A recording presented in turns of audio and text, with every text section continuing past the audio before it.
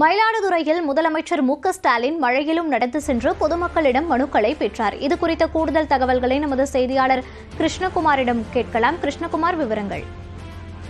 மோனிஷா, மயிலாடுதுறை மாவட்டத்தில் தமிழ்நாடு முதலமைச்சர் இன்று மதியம் முதல் சுற்றுப்பயணம் மேற்கொண்டுள்ளார்.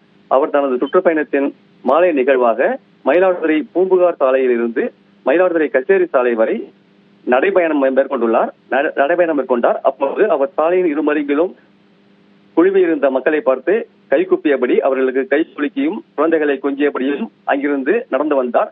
அப்போது கால்டெக்ஸ் என்ற பகுதியில் வரும்போது திடீரென மழை குறுக்கிட்டது. இருப்பினும் மழையையும் பொருட்படுத்தாமல் முதல்வர் தனது நடைபயணத்தை தொடர்ந்தார்.